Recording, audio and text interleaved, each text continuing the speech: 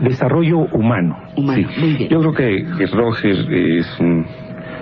es un hombre con una enorme capacidad, una sensibilidad muy peculiar, al que yo admiro mucho en el poco tiempo que tengo de conocerlos.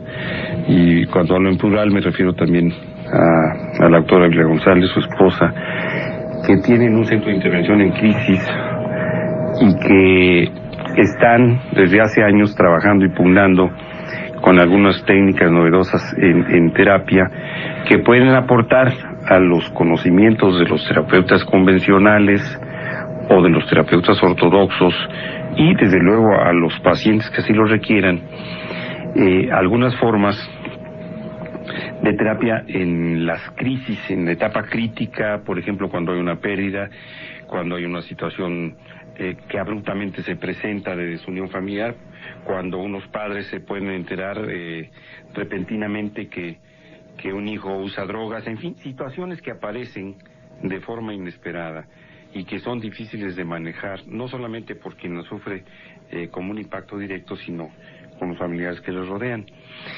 Y dentro de las múltiples ocasiones en que hemos tenido la oportunidad de conversar, a mí Roger me impactó con una serie de conceptos que alguna vez comentaba conmigo respecto al perdón.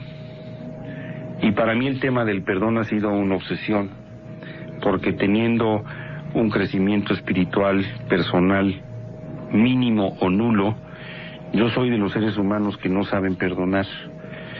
Y él descubrió en mí, en una conversación en la que hablábamos de muchos temas, que una de las posibilidades que yo quizá parezca de no saber perdonar es que no sé a quién perdonar y por qué perdonar. Simplemente no se me había ocurrido que habíamos algunos seres humanos tan idiotas que nos dedicábamos a sufrir. ¿No se sabe quién? No, bueno, hay muchos que sí lo saben.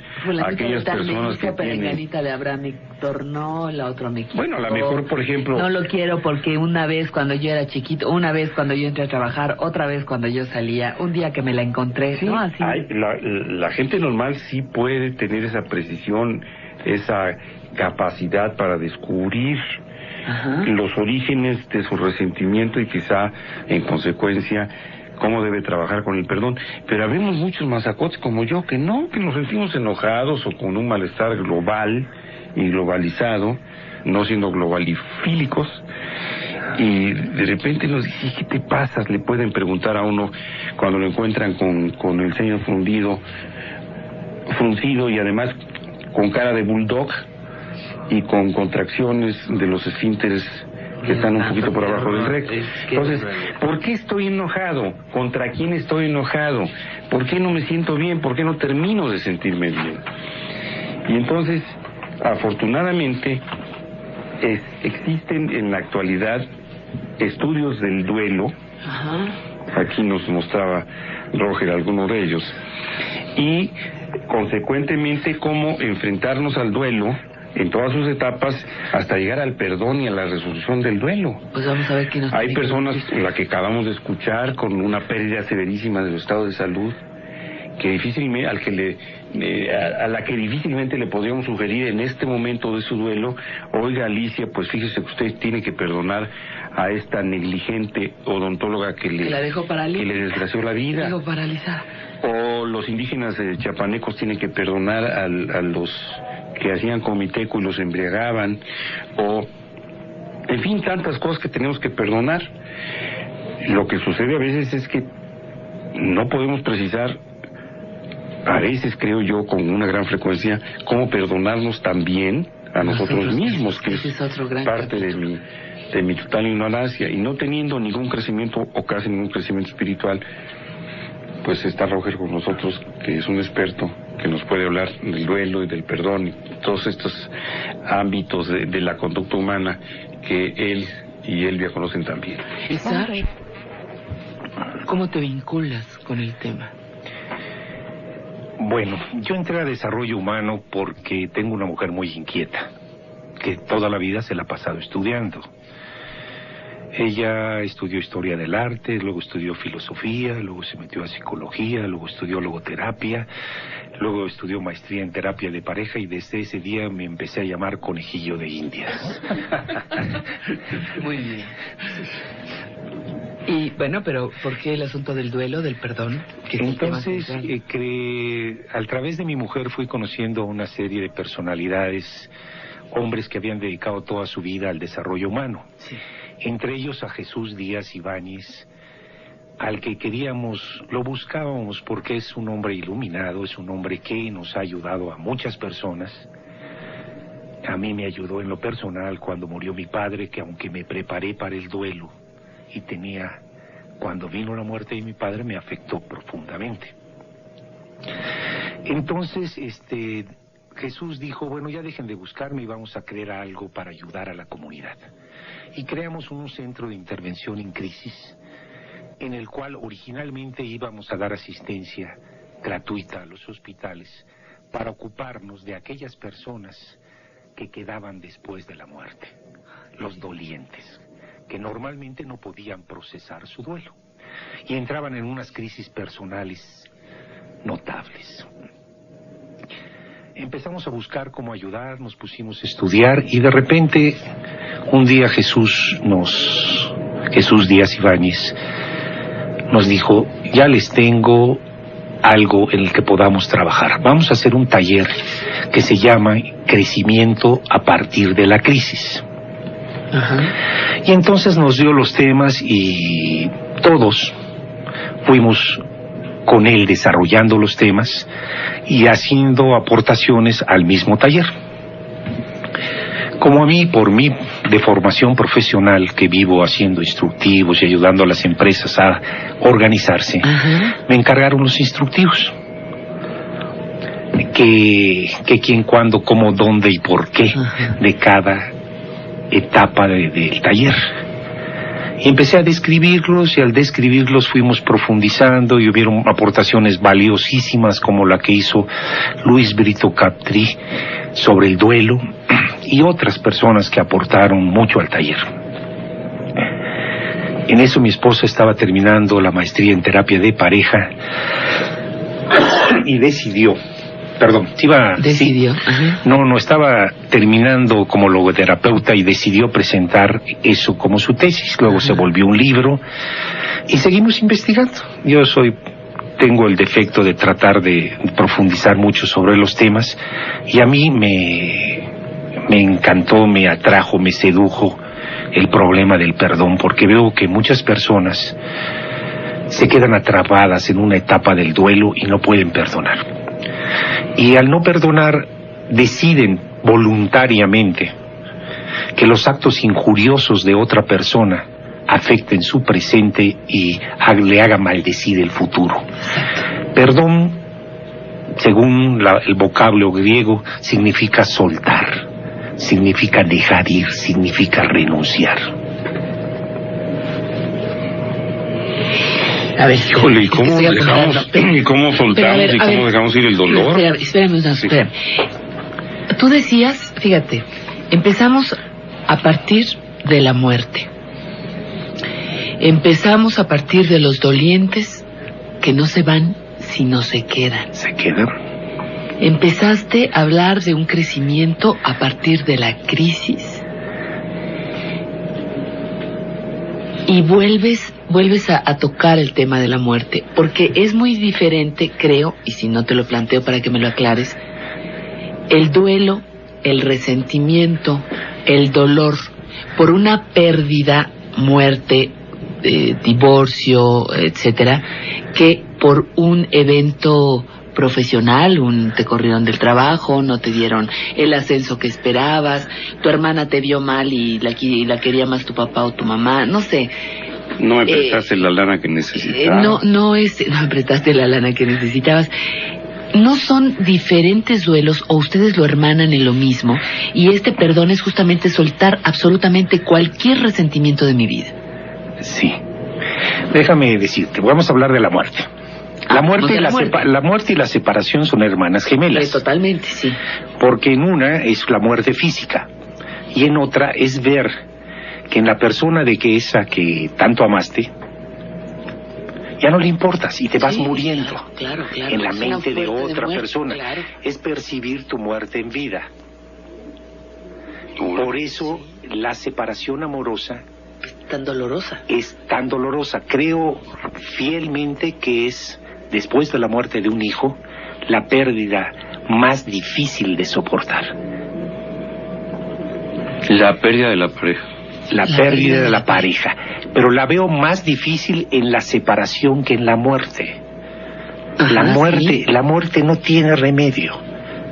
Ya aconteció y hay que seguir viviendo, que ese es un proceso largo.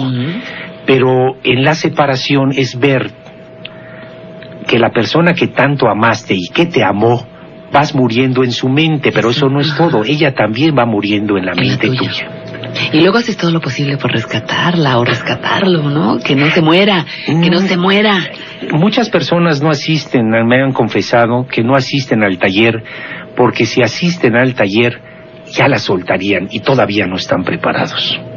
¿No están preparados o tienen temor de ocuparse de ellos mismos? O expectativas de regreso o de retorno. Porque fíjate, Roger, cuando tú decides, o sea, dejar de sufrir, cuando odias, cuando tienes resentimiento, sufres terriblemente. ¿Estás de acuerdo o no? Y conozco personas que se han quedado 10, 15 años... sufriendo. Y sufriendo, y cada día cargando... Y dejar de sufrir es un compromiso contigo mismo. Así es un acto de autopreservación. Sí. Esa es una de las formas del perdón. Pero ¿cómo vinculo? Por eso, ¿hacia dónde vamos? Si tú me dices, bueno, ese es soltar, dejar ir, es una forma de perdón. Pero yo insisto en que no es lo mismo la ruptura, el resentimiento temporal, pasajero con un jefe, que con la pérdida amorosa, como tú mencionas, o la muerte de alguien que es importante en tu vida. Definitivamente, la pérdida no es la misma. Pues no, hay pérdidas. La pérdida más grande es la pérdida del yo. Cuando se desintegra mi yo y queda hecho añicos por una separación o por una muerte. Cuando tu yo lo depositaste en otro, ¿no? Sí, pero cuando tu yo se te va. Es que el yo se va con la pareja, que se va. Exactamente. Como no solo te roba su compañía, sino el futuro que te habías imaginado a su lado. Y eso es muy difícil de soportar. Creo que es más difícil de soportar en el hombre que en la mujer. La mujer como que está más acostumbrada al dolor. Y vivimos en una cultura donde, es más, creo que las medicinas que más se venden en México son analgésicos. Pues déjame decirte que este programa está empeñado en que las mujeres dejen de sufrir, que las mujeres dejemos y los hombres dejemos de sufrir. Déjame ir a un corte comercial. Sí, continuamos con esta charla. Háganos llegar, ya me estoy ahogando. Háganos llegar sus preguntas, sus dudas. Está con nosotros Roger Martínez Peniche, está también Ernesto Lamoglia, y podemos hablar de resentimientos, de culpas, de perdón. ¿Qué pasó con usted el día que murió un ser querido? Tú hablas, o el día que perdiste a tu pareja. O el día que perdiste a tu pareja. Uy, de aquí nos van a llamar muchísimas. Pero además, fíjate, otra cosa. Roger, nos vamos a ir a corte comercial, ya voy. Pero no es lo mismo perder de muerte real, física, a un padre, a un abuelo, que a un hijo. Mis resentimientos con la vida y el mundo son otros. Es que el hijo va en contra natura. Bueno, ahorita me platicas, regresamos. No es lo mismo perder a tu abuelo, tu padre, tu esposa, incluso. Fíjate que las esposas o los esposos son golpes importantes. Sí, muy importantes. Pérdida, muerte, estoy hablando muerte física. O perder un hijo. Mis resentimientos con la vida son distintos. Yo sufrí, la pérdida más importante que he tenido en mi vida es la pérdida de un hijo. Y era uno de mis 3 hijos, a los cuales dedicamos toda una vida para formarlos.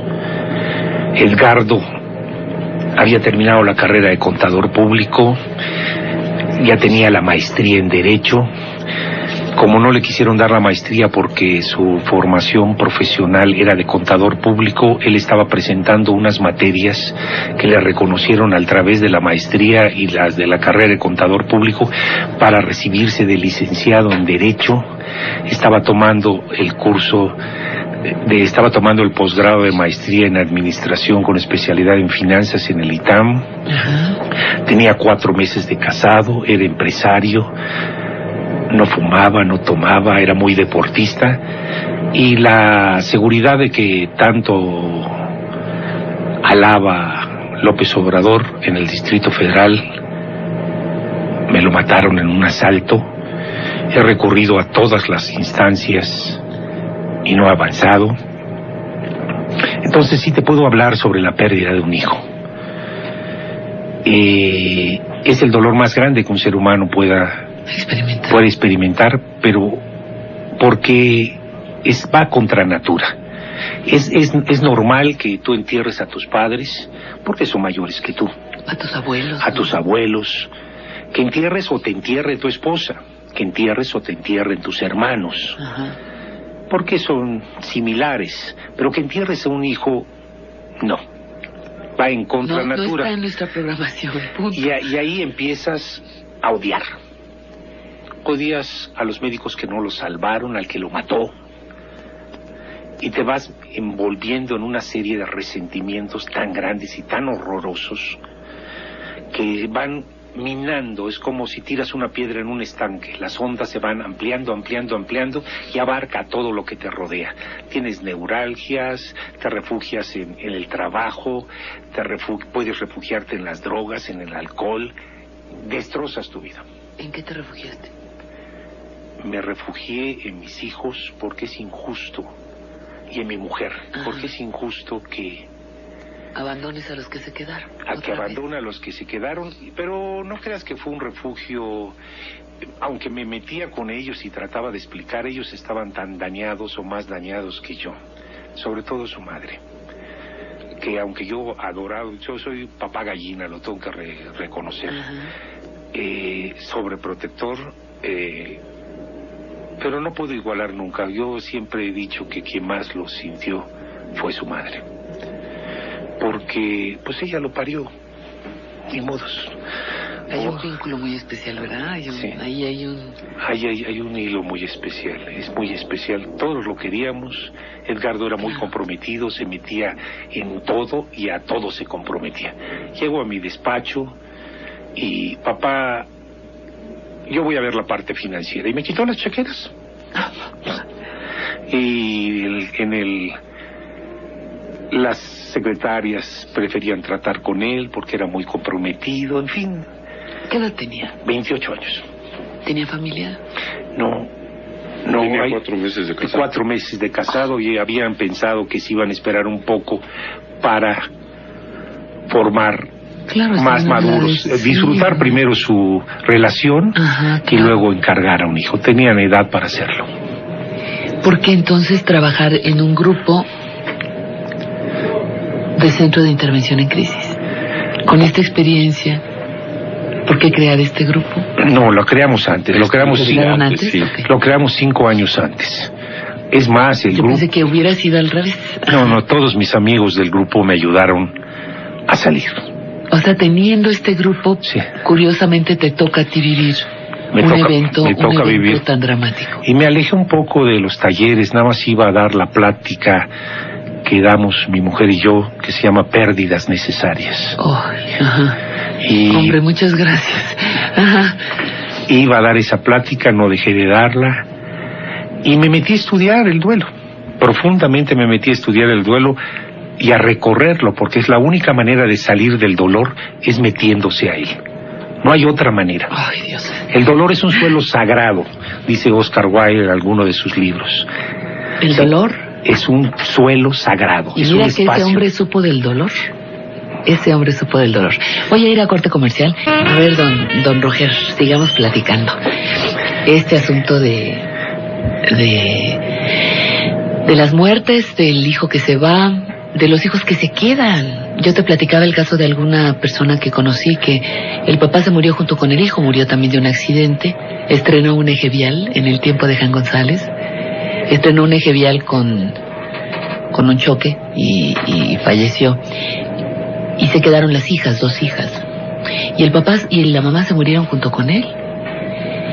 Y yo creo que es un gran resentimiento que guardan las hijas.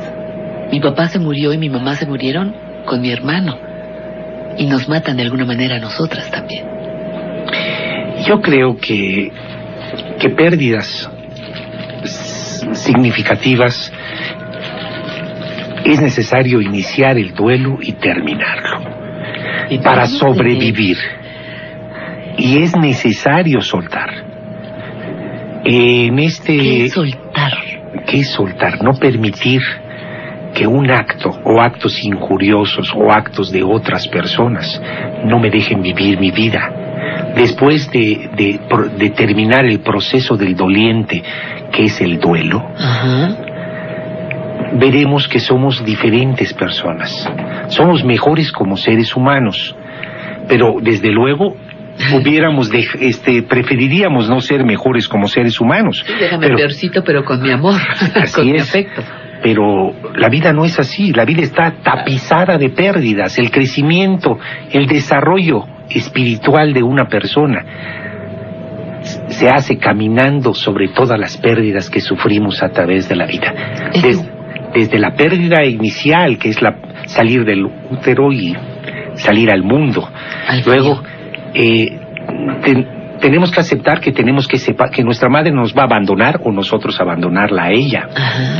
Que aquello que nos hiere no solo se puede curar con besitos y abrazos, que por más bonita, linda y encantadora que sea una niña, jamás podrá casarse con su padre. Claro. Que hay o un niño con su madre, que nuestro primer gran rival en la vida es nuestro padre. Y que Freud no estaba equivocado. ¿No? Así es. Oye, pero, a ver, ¿es igual olvidar que soltar? No. ¿Cómo suelto, cómo me libero, cómo perdono, si no puedo olvidar? No. Yo no voy a permitir que ese acto destruya mi vida. ¿Eso? Pero no debo olvidar, porque me estoy quitando la oportunidad de aprender y de no volver a ser víctima y no hacer a otros también víctima. Es necesario perdonar, porque si no, nuestro resentimiento y nuestro odio se extiende hacia todos los que nos rodean.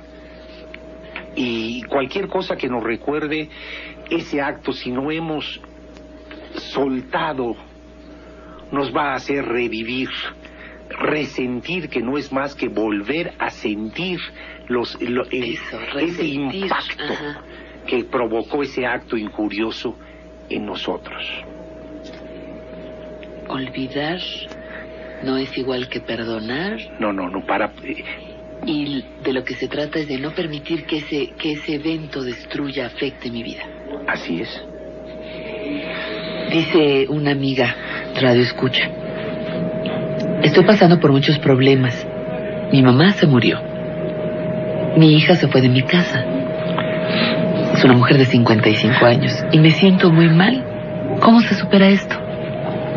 ¿Qué le dirían? ¿Qué sugerencias? Es profesora, tiene estudios 55 años. Además hay como etapas, ¿no, Roger? Déjame ir a corte comercial. Hay etapas de veras en las que se te cae todo encima. Porque ya se llenó la copa de las piedritas. Vamos cargando piedritas y luego sucede un acto que nos rebasa y entramos en crisis. Pero no sucede un poco así como en la adolescencia de los hijos, la menopausia, se muere mi papá. Claro, también hay etapas. Coincidencia, a esas etapas me refiero. Así como hay coincidencias positivas, hay coincidencias negativas. A ver, es muy interesante eso que estábamos diciendo, porque seguimos aquí la plática, Roger y yo.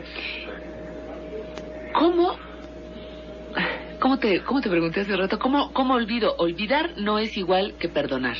Y luego te decía, tú me contestaste, nos duele lo que queremos.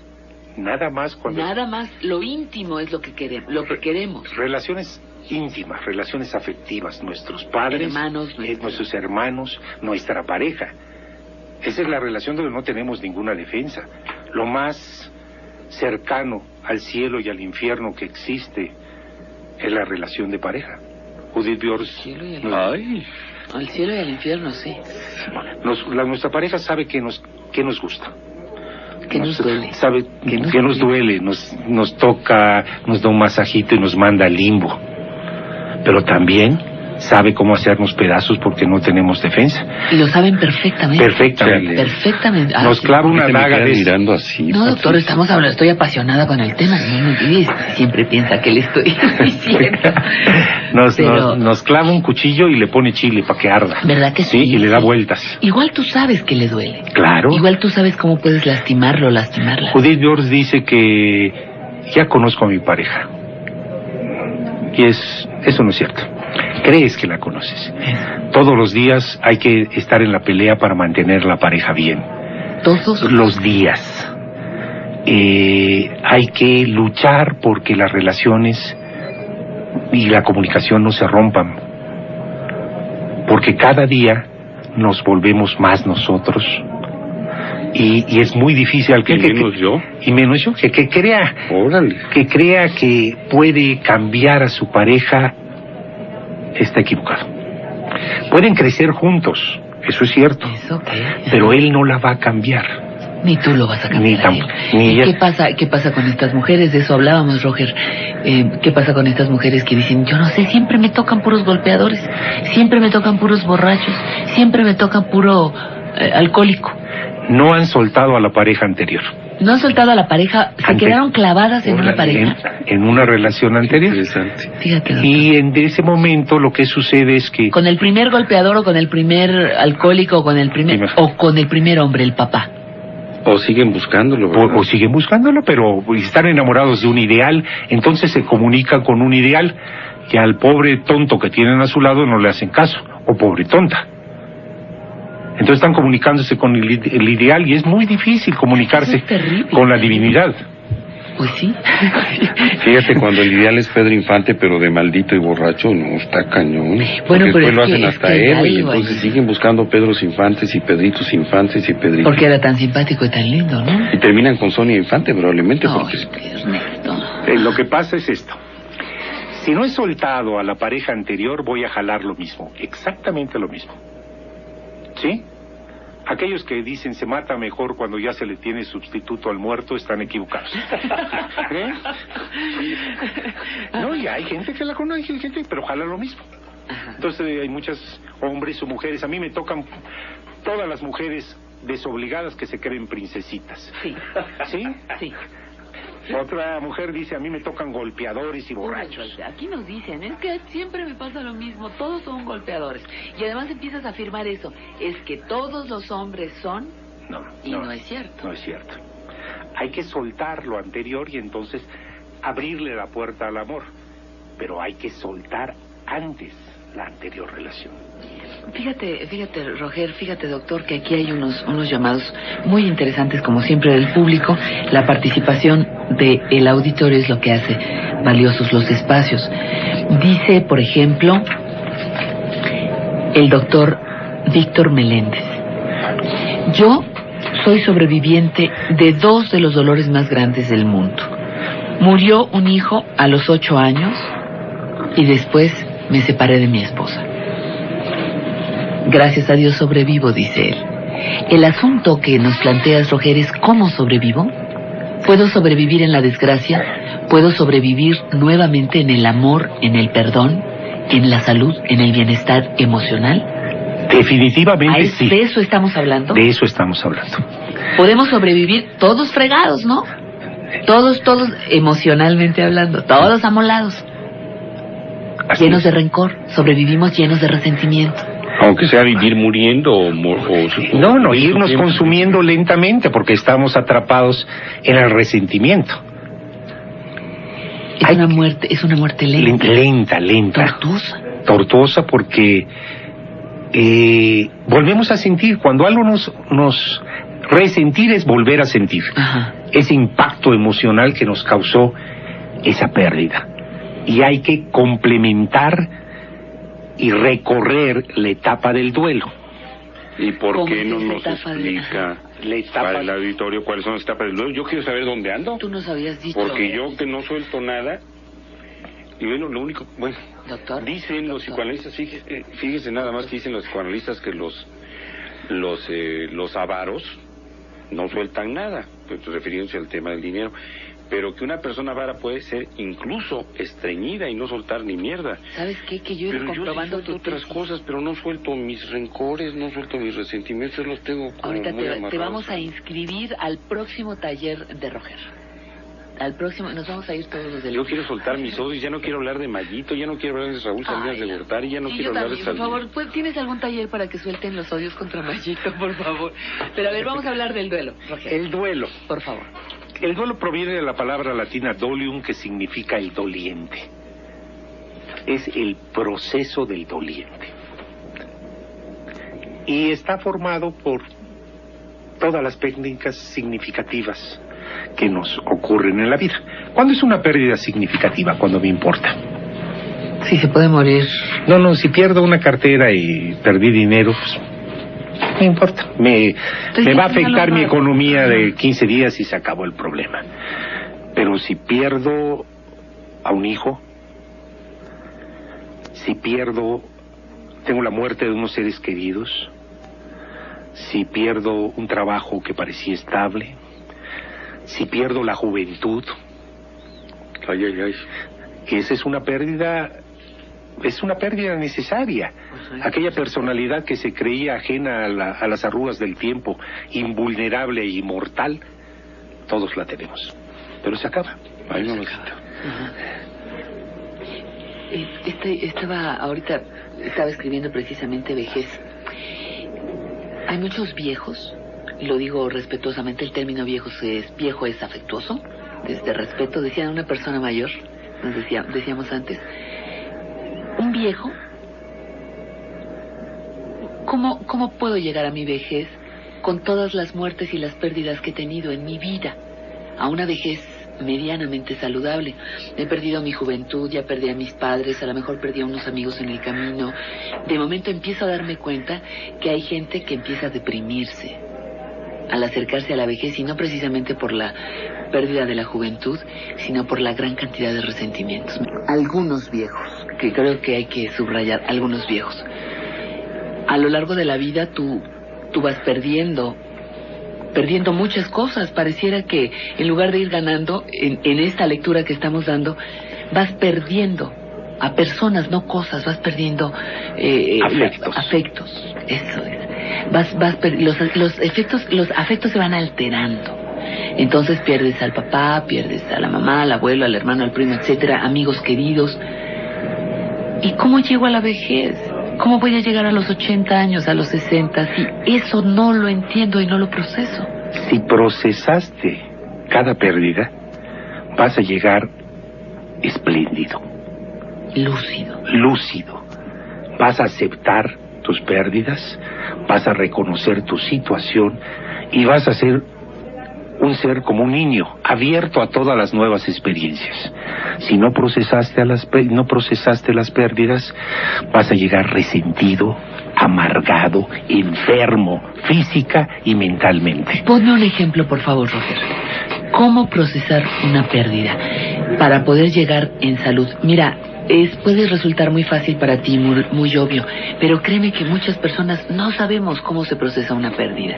¿Recorriendo el duelo? ¿Cómo se recorre el duelo?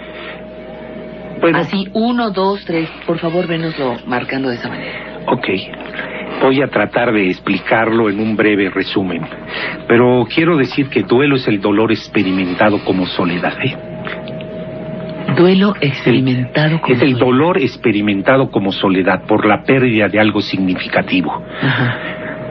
Como la muerte de un ser querido, la separación de los amantes, la ruptura de una amistad, el desempleo de un trabajo que era estable, la jubilación después de años de servicio, la destrucción de una casa, la destrucción de un hogar, la extinción de una fortuna, lo incurable de una enfermedad, el término de la juventud, etcétera, etcétera, etcétera. El yo queda resquebrajado, hecho añicos y tiene que volver a integrarse. Cuando...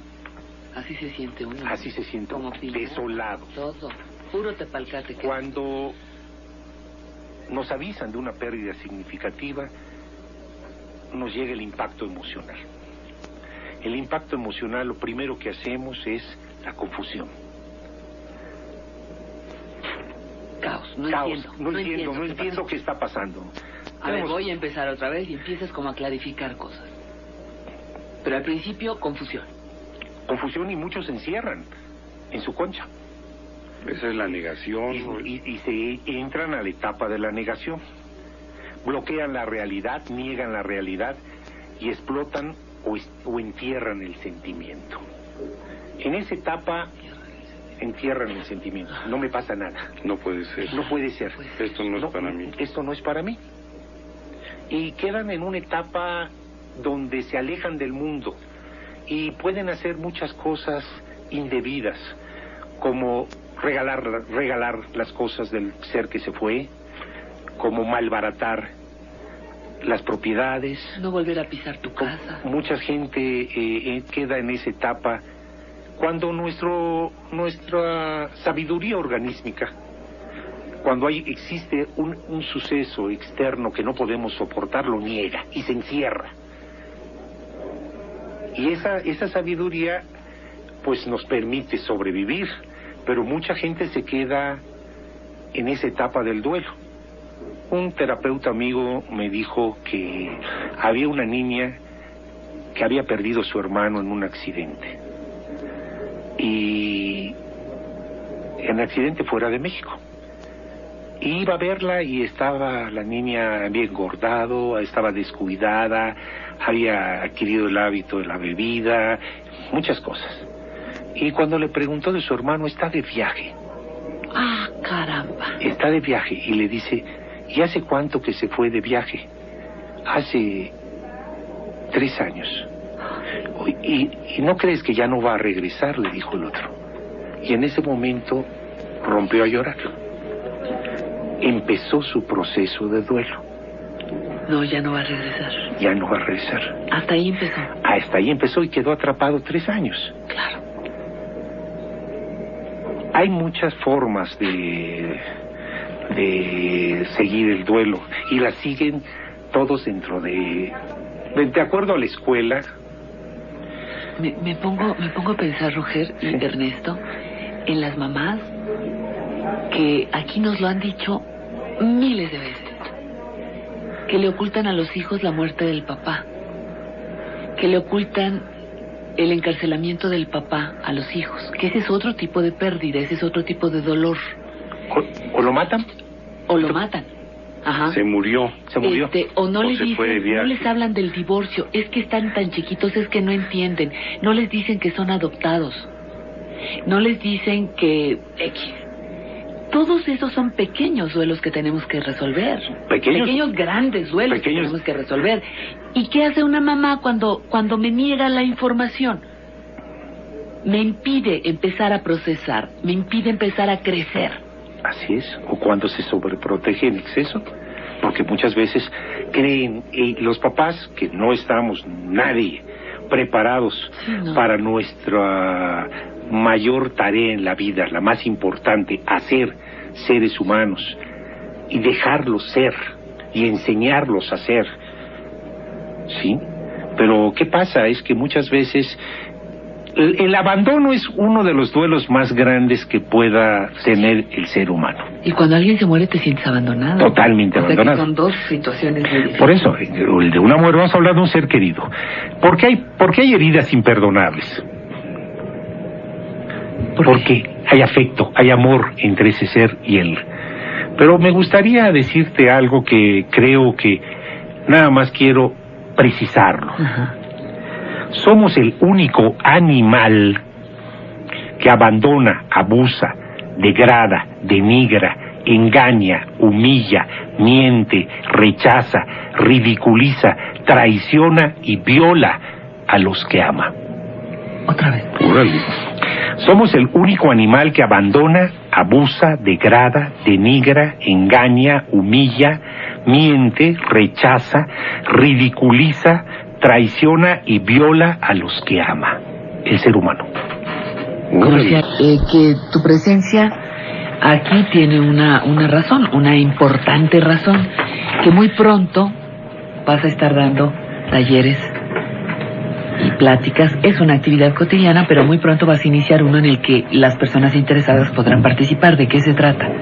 Bueno, en el Centro de Intervención en Crisis, que nuestra principal actividad es el taller, y lo damos entre 6 y 8 veces al año. Damos 20 horas, nos encerramos desde el viernes en la tarde y salimos el domingo en la noche. A ayudar a procesar a la gente sus pérdidas. Surgió la idea de formar un centro en donde pudiéramos, educativo, donde pudiéramos difundir las enseñanzas de Víctor Frank, el padre de la tercera escuela vienesa, padre de la logoterapia. Y ahí surgió la idea. Entonces, estuvo en el campus de concentración. En los campos de concentración, que nos enseñó que hay en los seres humanos hay algo sano siempre, que es encontrarle un sentido, que nos da la oportunidad de encontrarle un sentido a la vida. Es la terapia del consciente. Y nos unimos y empezamos a platicar y a dialogar y formamos un centro, la Casa Víctor Frank, que está en Tamaulipas 213, con los teléfonos 26 14 21 65 y 52 76 47 14. ¿Lo repites, por favor? Tamaulipas, ¿qué número? 213. Sí. Y los teléfonos son 26 14 21 65 y 52 76 47 14. Tamaulipas 213 en la Roma, ¿verdad? En la Roma. Para crear un espacio donde se pudiera dirigir hacia la gente común y corriente conocimientos de desarrollo humano, de desarrollo espiritual, de logoterapia y de valores que en esta situación actual tenemos tanta pérdida de valores. Ya no se cree en las cosas que antes eran intocables. ¿Es algún taller de origen religioso? No. Esto es totalmente fuera de la religión. Neutral. Eso es, humano.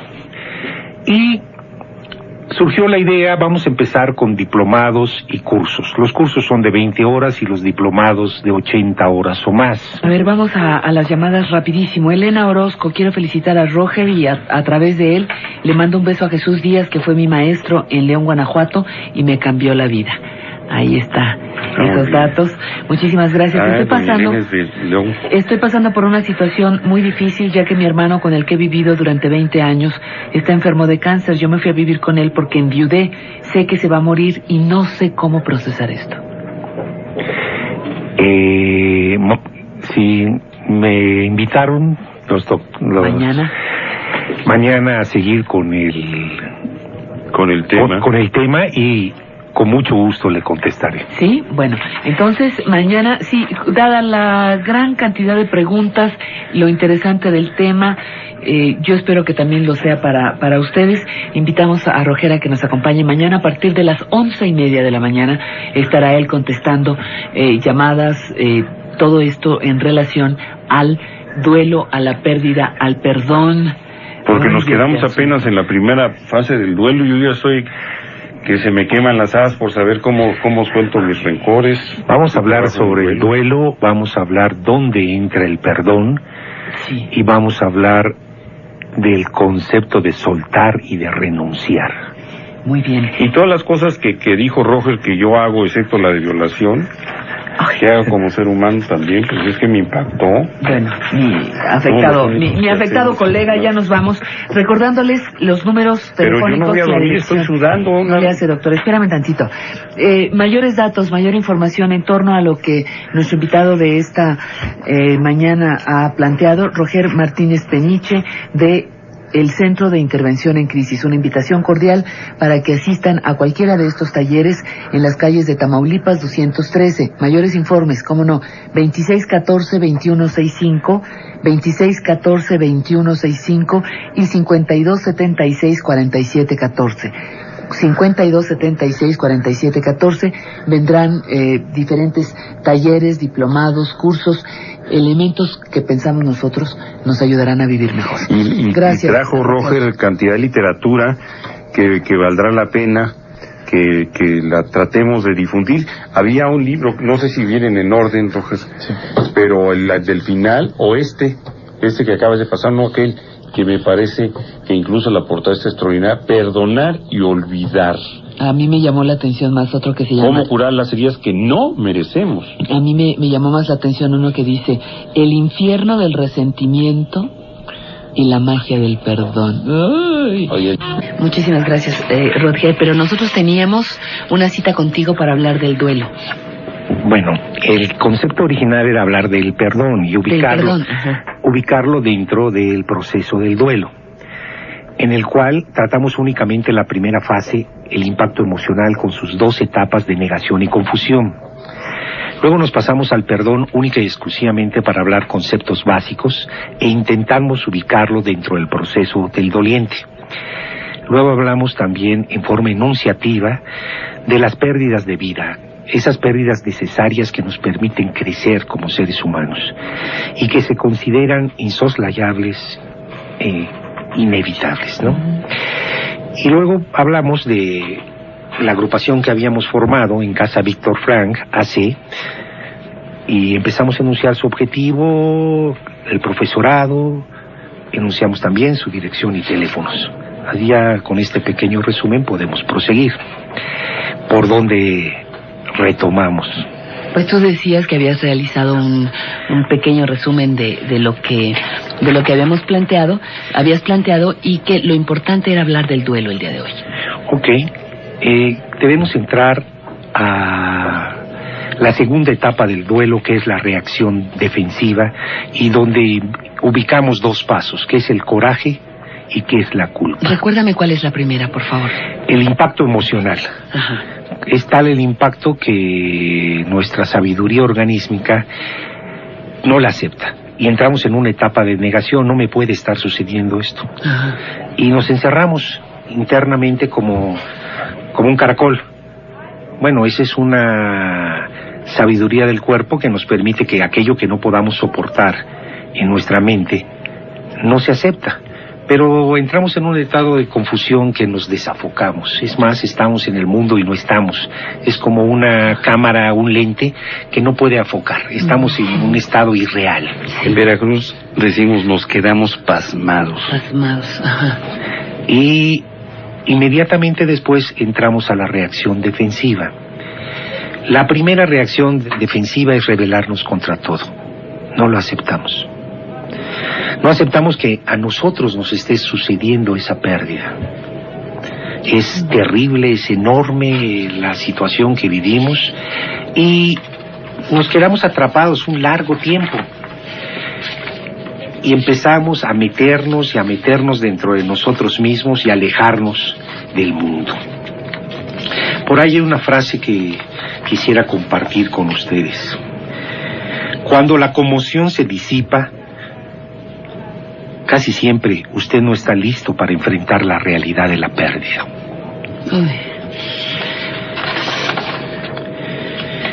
Reacción defensiva. Viene del latín re, hacia atrás, y actio, actionis, producir efectos, hacer algo defensivo. Del latín defender, separar lo que ofrece peligro, protegernos. E ibu, aptitud. Nos ponemos en aptitud de defensa. Pero mientras estemos en esta actitud de defensa, estamos enganchados. No podemos con el mundo, nos estamos degradando. Y entramos al coraje. Cuando su llanto o su excesivo hablar o su mudez se van tornando en enojo, va entrando a esa etapa. Esta reacción emotiva de coraje empieza a sentirse cuando la herida emocional por el desamparo comienza a hundirse, a ahondarse, a tocar al sí mismo. Nos encontramos incapaces de adecuar emociones y heridos en sí mismos tratamos de reaccionar. La primera es, me rebelo contra todo lo que esté alrededor, principalmente contra lo que se tiene próximo. El coraje se desplaza en todas direcciones y se proyecta contra lo que nos rodea. Es un momento delicado porque el dolor está llegando a uno mismo y es por eso que se arremete contra todos. Y al considerar una pérdida injusta, una pérdida, la consideramos que no la merecemos, casi siempre el origen de su enojo no tiene nada que ver o muy poco con las personas que se convierten en blanco de sus corajes. Por eso dice que tiene una pérdida y entra en crisis, se vuelve una persona intolerable. Atacamos a todo. Le mentamos la madre a medio mundo, le mentamos la madre a Dios, para los creyentes. Sí. No podemos con el dolor. Y de eso nos pasamos a una etapa que se llama ira. Y entramos al resentimiento después, que es un dolor podrido, no procesado. Es un dolor que nos envenena el alma y que nos enferma, pero no nos enferma nada más físicamente porque lo somatizamos, sino se nos enferma espiritualmente. Es muy difícil de salir de él. Estamos empantanados. Sentimos que no podemos con el mundo y que tenemos una carga imposible de soportar. Era dolor podrido. Ahí nos quedamos, ahora regresamos. Ay, entonces, a ver, Roger, nos quedamos con el dolor podrido, que eso es como gangrena en el alma. Es una, más que gangrena. Más que gangrena, algo peor que gangrena. Sí, ¿Lepra? Es un cáncer espiritual. Cáncer. Ajá. De todas maneras te mata. Te mata. Ajá. Sin embargo, Marcel Proust, con su gran apertura de conciencia, nos dice: el dolor es inevitable. El sufrimiento es opcional. El dolor es inevitable. El sufrimiento es opcional. ¿Cuál es la diferencia? Ahorita A vamos veces a ver. los metemos en el mismo paquete. No, Roger. es que todo el mundo en esta cultura que nos han enseñado a no tener dolor, no sé cuántas formas de... El dolor no es más que un aviso, que algo anda mal. No nos dice qué, Ajá, pero es la sabiduría de esa máquina perfecta que es el organismo, nos dice que algo anda mal. ¿Y qué es la ira? Vamos a hablar rápidamente qué es la ira. El señor X maldice a los médicos que no pudieron salvar a su hijo. Aquella mujer odia al amante que lo abandonó. Recordemos que el odio es el amor herido. El odio es el amor triste. Ay, El odio es amor triste, como dice la canción. La canción de Curiel, El déjanos. odio es amor triste. Tu recuerdo no existe, decía. Letra de Ricardo López Méndez. Bueno, vamos a cantar mejor. Otro habla horrores de su jefe que lo despidió. Este hombre maldice a su padre, que en ningún momento dejó de evidenciar el hecho que deseara que no hubiera nacido. Aquella mujer se enoja con su madre cuando se da cuenta que su enfermedad es incurable. Esta mujer habla pestes de su hermana que venía arruinándole la vida desde el momento en que nació. Aquel joven maldice a la vida porque perdió una pierna en el accidente. Otras veces se arremete contra el mismo desaparecido: maldito, ¿por qué te fuiste? O maldita, me dejaste. En ocasiones se maldice también a Dios para los creyentes, y se le increpa, se le interpela, se le dice ¿por qué? ¿Y por qué a mí? Lo más engañoso es maldecir a Dios, porque parece que no nos oye.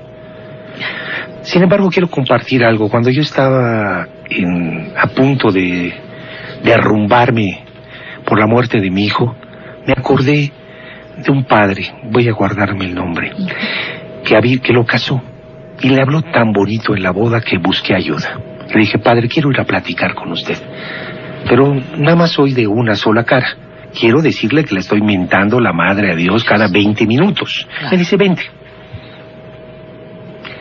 Y fui a verlo. Y hablaba y él sacaba de un libro escrito a mano palabras hermosas sobre el dolor, pero exactas. Parecía que era poner entre comillas lo que ella estaba platicando. Y le digo, ¿y ese libro, padre? Mira, lo hice cuando murió mi madre. Y en ese momento me puse a recoger todas las grandes frases sobre el dolor y la escribí. Y en aquel entonces yo no le mentaba a la madre a Dios cada 20 minutos, sino cada 20 segundos, me dice. Porque no has entendido que la blasfemia y la oración son hermanas siamesas, me dice. Y van a Dios.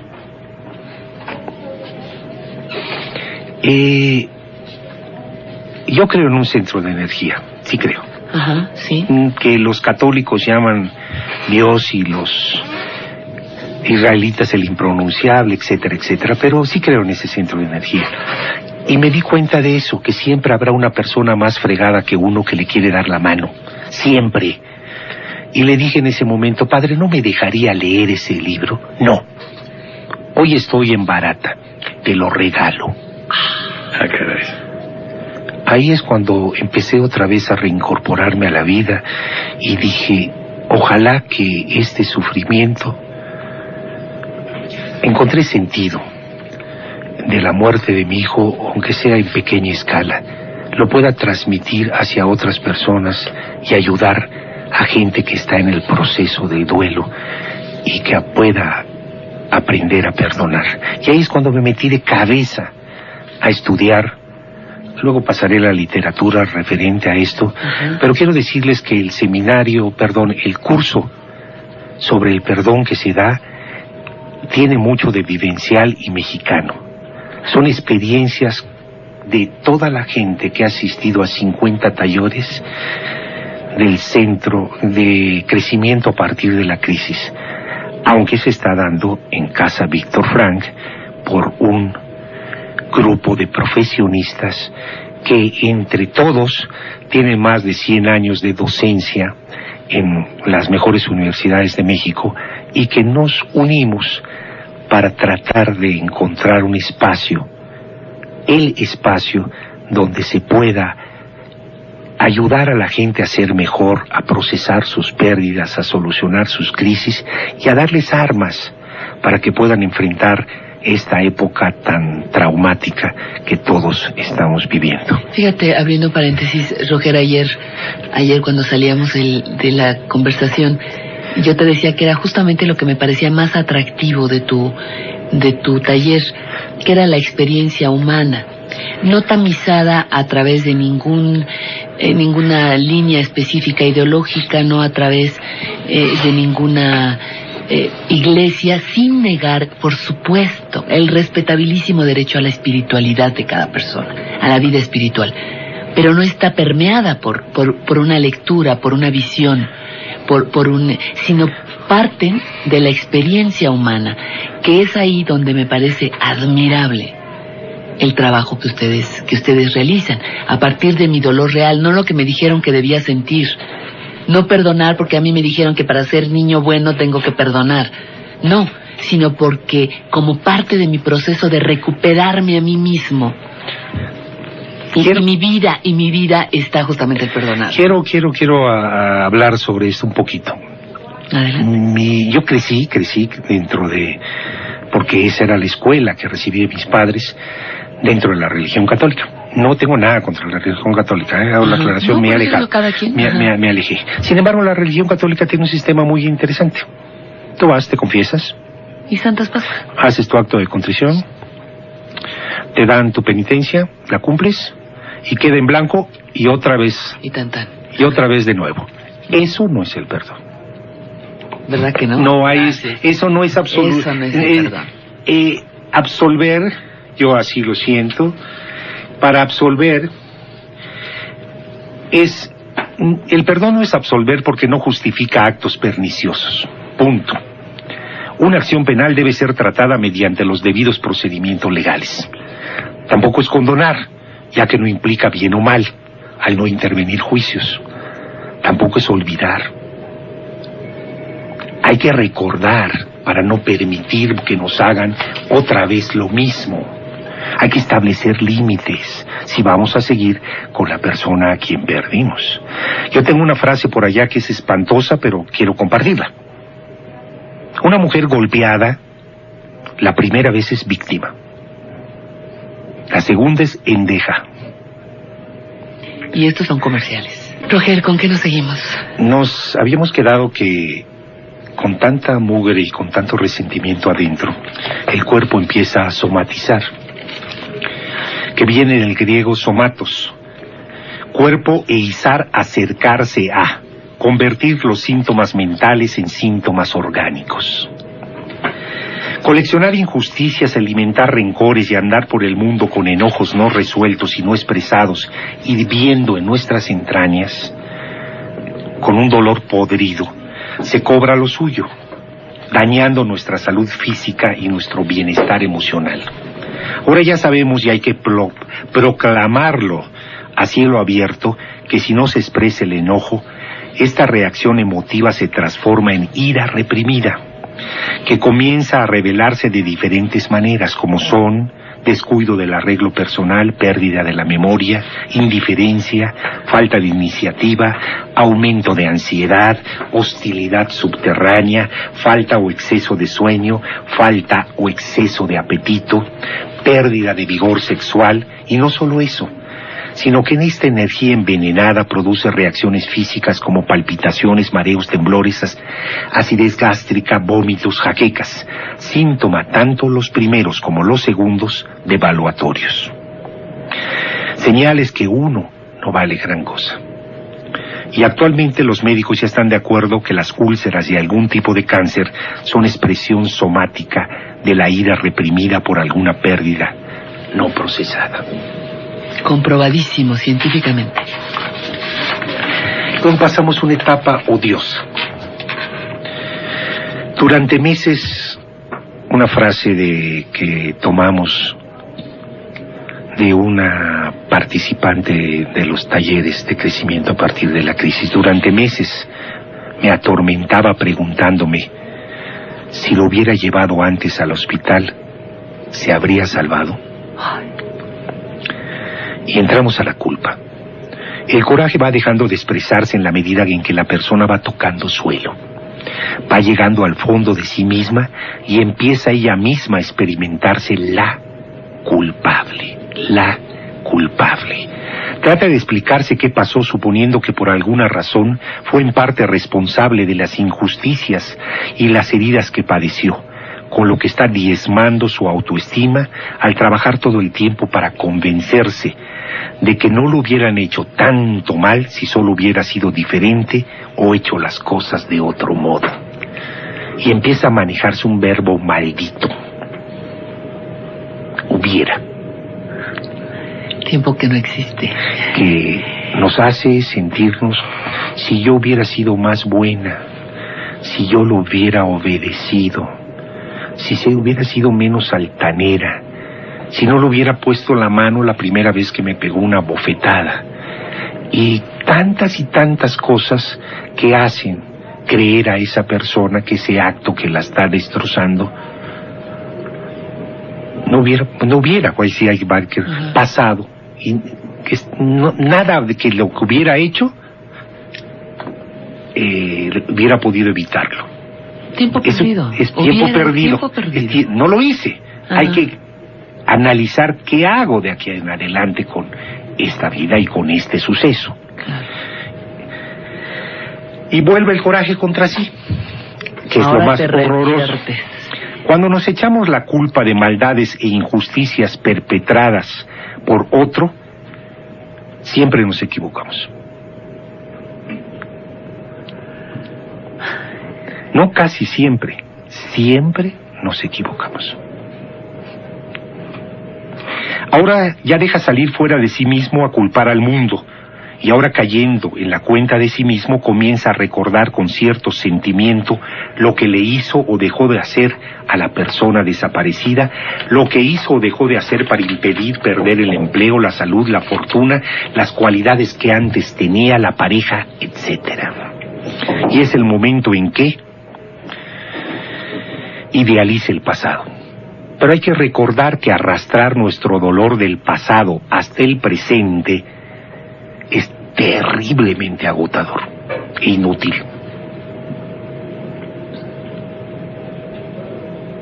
Y son dos espacios.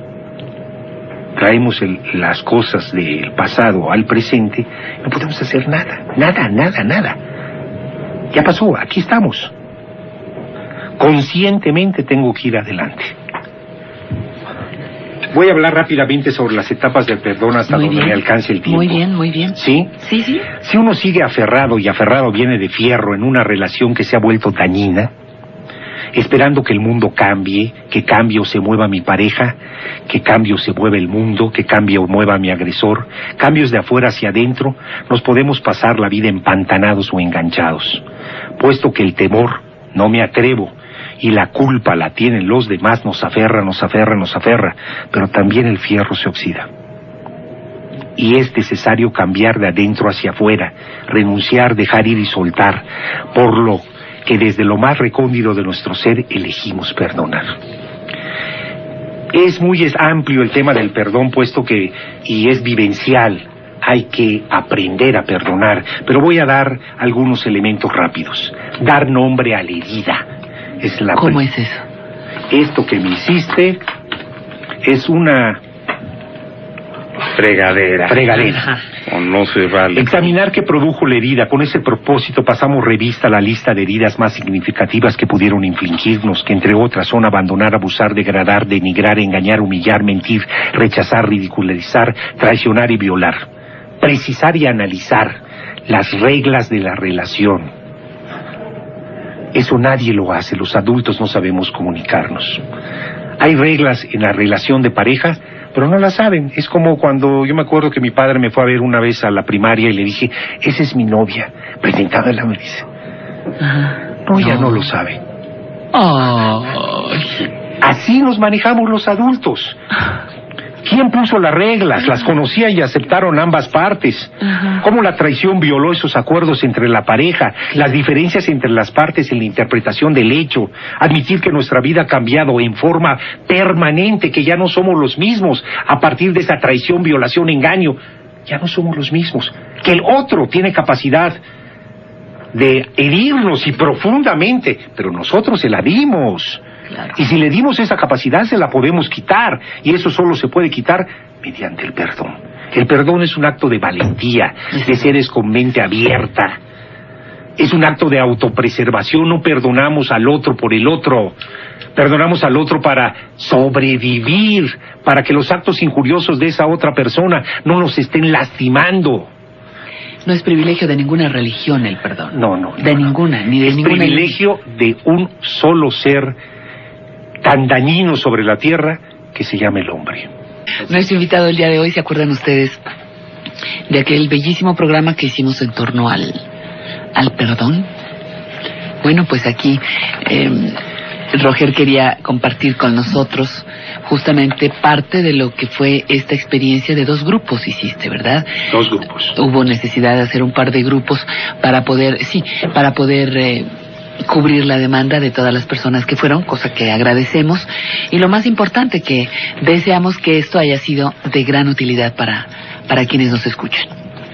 Bueno, la acogida que tuvo el curso fue realmente extraordinaria. Íbamos a dar nada más un solo curso y se abrieron 2. Uno los miércoles de 10 semanas, de 19 a 21 horas, y otro los sábados de 8 a 12 horas. El curso de los sábados, más bien, ya se terminó con resultados de verdad extraordinarios.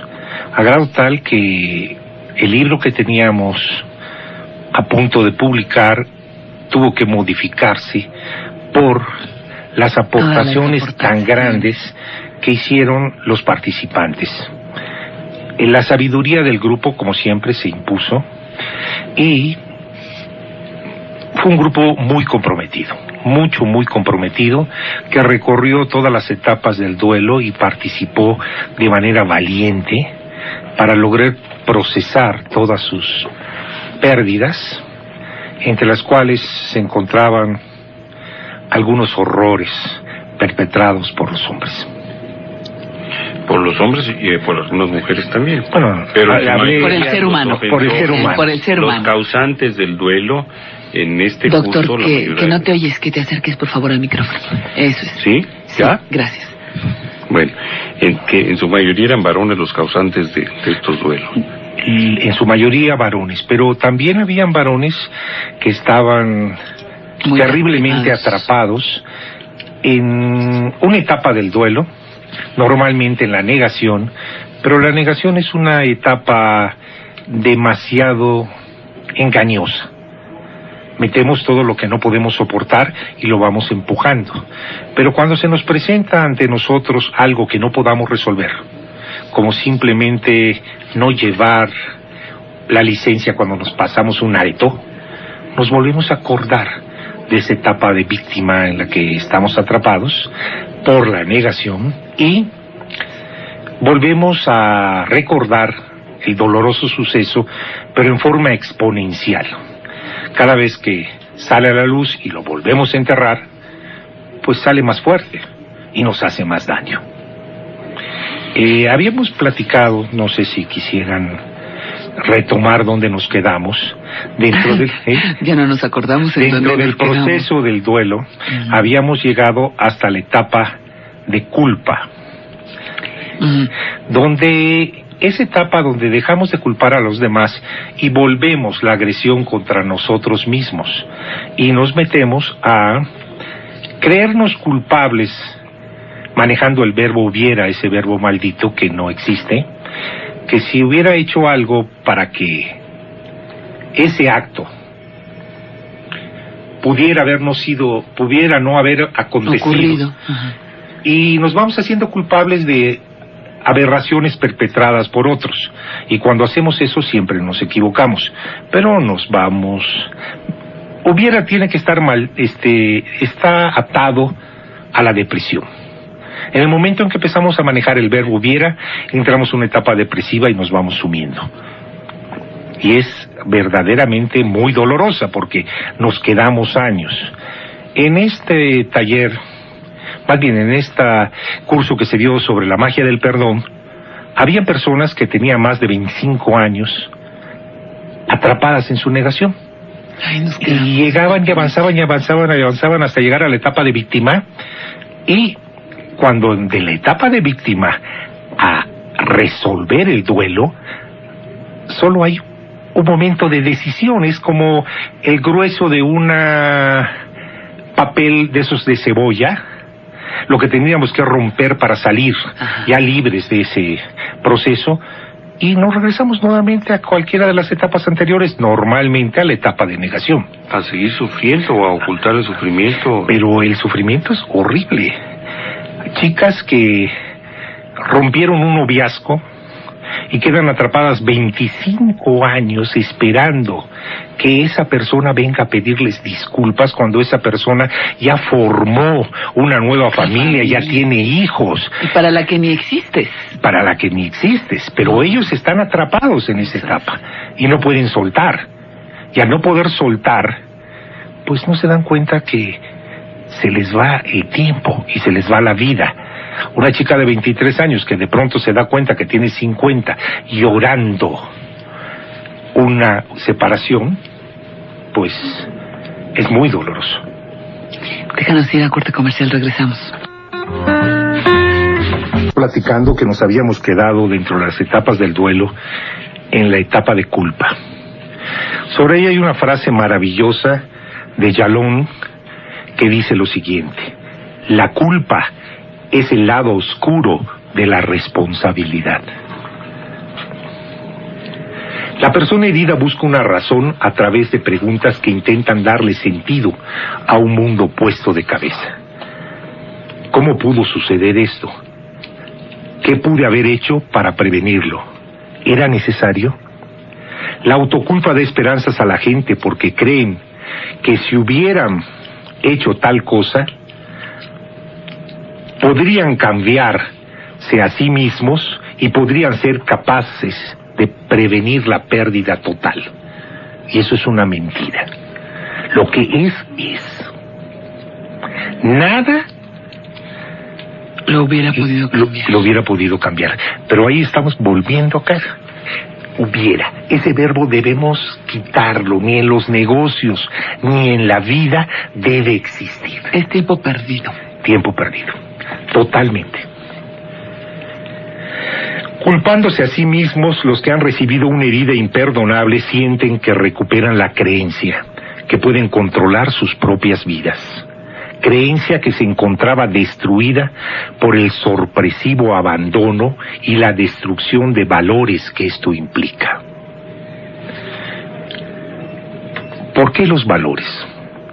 Porque al herirnos un íntimo, destroza nuestra escala de valores. Se la lleva. Dejamos de creer en nosotros mismos, dejamos de creer en la humanidad y para los creyentes dejamos de creer en Dios. En Dios dejan de creer. Ajá.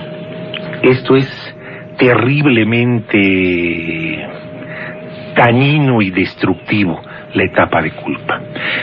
Y de la etapa de culpa nos pasamos a una que es una etapa maravillosa porque es una etapa interna.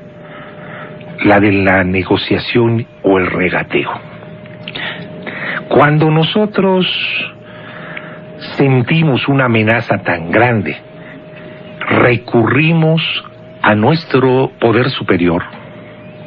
Como cada quien lo entienda. Como cada quien lo entienda. Y aquí valdría la pena recordar una cuarteta de Campo Amor. Ni te tengo que pagar, ni me quedas a deber. Si yo te enseñé a querer, tú me enseñaste a olvidar. Negociación y regateo. A ver, Edgar, no, le pegó, a punto estuvo de caer. De la negación, ¿eh? Negociación viene de nec, no, y otiari, otium, ocio. Tratar asuntos privados o públicos procurando su mejor logro. Y regateo viene de la voz latina recaptare, que se descompone en reiterativa y superlativa, y captare, procurar, obtener el mejor partido posible de un asunto privado. Algunos ejemplos de regateo que se usan con frecuencia ante nuestro poder superior. Lo perdono si y solo si me escucha detenidamente. Lo perdono si y solo si comprende cómo me siento. Lo perdono si y solo si acepta que tengo razón. Lo perdono si y solo si reconoce la destrucción que ha causado. Lo perdono si y solo si se disculpa. Lo perdono si y solo si hace algo para reparar el daño. Lo perdono si y solo si sufre bastante y aprende la lección. Fácil de racionalizar. El regateo es simplemente ayudar a alguien para hacer lo que deba de hacer. Pero entre íntimos, nunca se puede esto. Y nunca se puede esto porque la persona, el agresor, nunca está presente. Si es de la separación de los amantes, casi siempre está en otro lado sin importarle al que está regateando, ¿sí? Normalmente dándole una sobadita a otra persona o estableciendo nuevas relaciones, y el otro está esperando que lo escuche detenidamente, que comprenda cómo se siente, que acepte que tenga la razón, que venga a pedirle disculpas, y eso no puede ser. Pero ya le dio todo el poder a su poder superior. Y normalmente es un alcoholiquín perverso, utilizando el vocablo que usa el doctor Ernesto Lavoe. Nos habíamos quedado en la etapa de la negociación y regateo. En esta etapa comparo lo que tengo porque mi enojo me dice que el otro debe cambiar con lo que aporto, porque mi depresión me dice que yo debo cambiar en busca de soluciones creativas. A ver, ayúdame ahí, ponme un ejemplo de ambas cosas. Cuando estoy enojado, Sí, quiero que el otro cambie. sí. ¿Sí? Si el otro cambia, yo sigo adelante. Cuando estoy deprimido, oferto. Te doy esto a cambio de que me concedas una gracia. Y esta es la etapa que manejan todas las mujeres mexicanas al separarse de su pareja. Dame un ejemplo. ¿Qué negociamos? La oferta. Ustedes ofertan siempre. ¿Qué le decimos? La oferta... Te dejo ver a los niños todos los fines de semana, pero... No. ¿O no? ¿O cómo? La oferta es un intento de posponer los hechos. Sabemos que la relación está mal. Incluye un premio a la buena conducta. Además, fija un plazo de vencimiento impuesto por uno mismo, el que oferta, y la promesa implícita que no se pedirá nada más.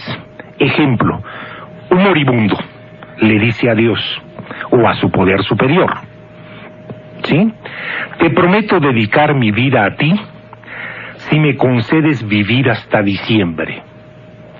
Una sufrida mujer mexicana le dice a su alcoholiquín perverso: si soy buena contigo, hago todo lo que tú deseas, lavo la ropa, dejo la casa albeando, ¿me dejarías ir por esta única vez con mis amigas?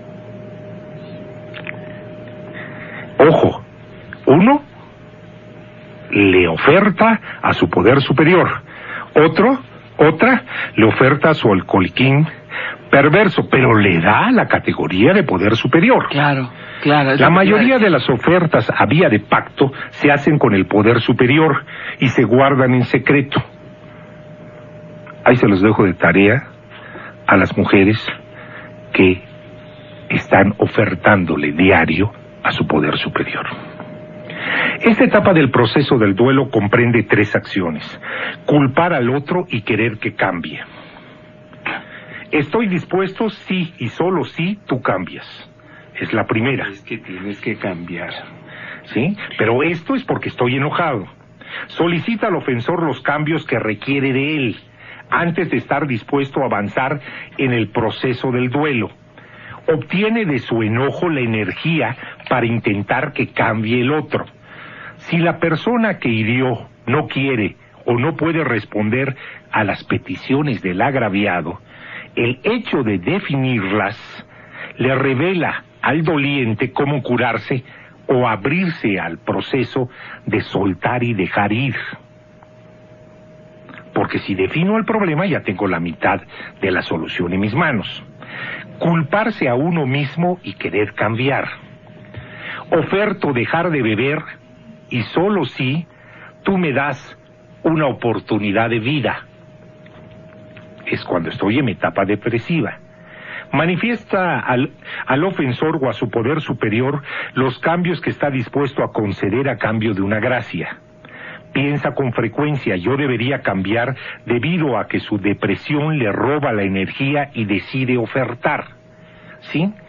Si el ofensor no puede o no quiere escuchar la oferta del agraviado, el hecho de precisarla le revela al doliente cómo curarse y abrirse al proceso del perdón. Y la última, que creo que es la más importante: encontrar la solución creativa. ¿Sí? Respetarse y respetar a quien lo hirió. Le da la oportunidad, le da la serenidad suficiente para fincar límites. Si no finco límites, me van a volver a agredir. Entonces, esas son las fronteras que primero se tienen que fijar. ¿Hasta dónde puedo soportar otro agravio? Ya fijadas, sobre cuánta injusticia puedo soportar. Y el segundo paso es informar a quien lo lastimó, lo que hizo y cuánto lo lastimó, y cómo cambió su vida a partir de que la lastimaron o lo lastimaron. ¿Quiere decir que hay gente que me lastima y ni se entera? Definitivamente sí. Entre adultos, Ajá. bueno, en una separación de un noviazgo por ejemplo, pues se separó el noviazgo. El otro formó su vida. Y y ya hizo su vida, ya tiene hijos y quizás hasta nietos. Y la otra puede mantenerse esperando a que el otro venga a pedirle disculpas. Y así se le va la vida. Y pueden pasar más de 25 años y quedar atrapados. Entonces, ojo, por eso es importantísimo manejar las etapas del duelo hasta llegar a la etapa del perdón. Pero manejado el perdón no como absolver, no es absolver, ¿sí? Una acción penal tiene que manejarse bajo las diferentes instancias legales. No me voy a olvidar, porque si me olvido, sin poner límites, va a venir otro y me va a agredir de la misma manera. Tengo que poner límites. Ya no estoy dispuesto a soportar esa agresión. Un ejemplo, si se están peleando un par de personas en cualquier relación y alguien dice un insulto, si la otra pega un manazo y le dices la última vez que dices malas palabras cuando estás platicando conmigo, ya puso límites. Pero ¿qué pasa cuando no pone límites? Le pegan una paliza. ¿Sí? Normalmente. No puso límites. La segunda vez, por tonta, le pegan otra paliza. Y entonces la podríamos clasificar que es tonteja. Y la tercera vez no solo es tonteja, es cliente. Vengo a que me des mi paliza de hoy. Sí. Y si no, mátame, pégame, pero no me dejes. Dice una canción de sabiduría popular. Por eso hay que poner límites.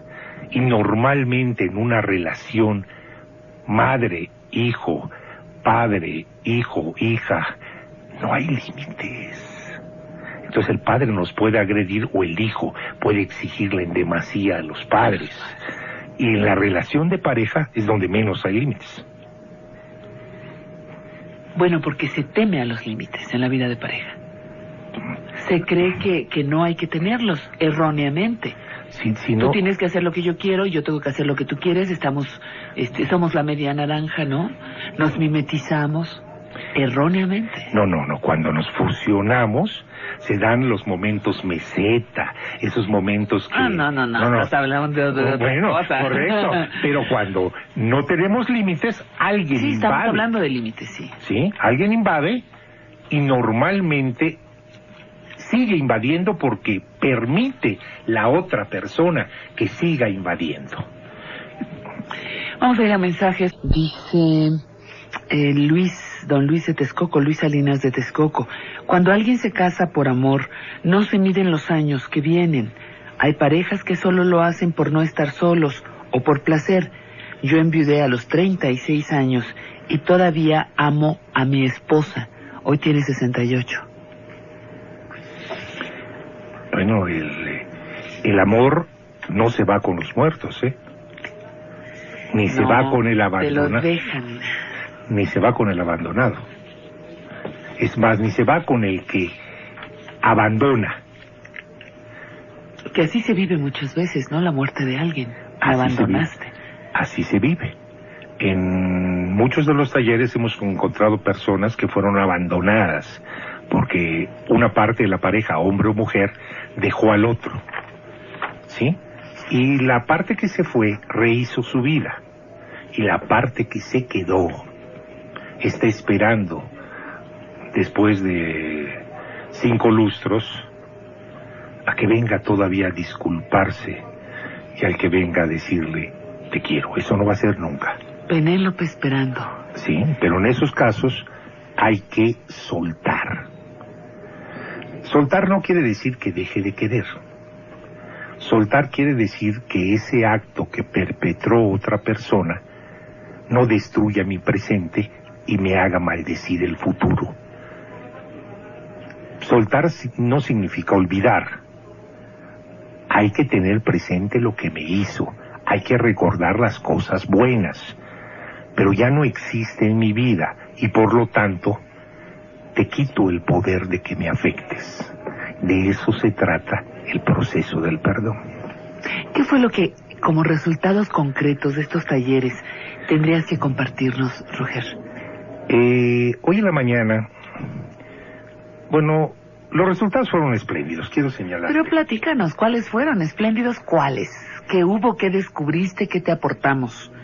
Como grupos nuevos.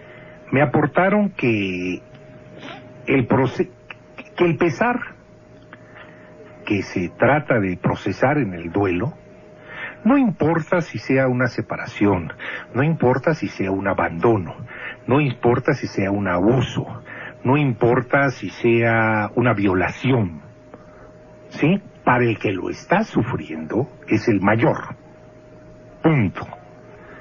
Cada quien procesa su pesar de acuerdo a sus armas, a los recursos que tenga en ese momento, cómo había sido su vida, cuál es su fortaleza, cuál es su estado de ánimo, cuáles sus vivencias anteriores, si ha tenido una pérdida grande anteriormente, pues le va a ser más fácil procesar esta nueva pérdida. Pero si no había tenido pérdidas, y solo había tenido pérdidas menores, cuando le venga una pérdida mayor, se puede quedar atorado mucho tiempo. Y hay gente que se revuelca en su autocompasión años,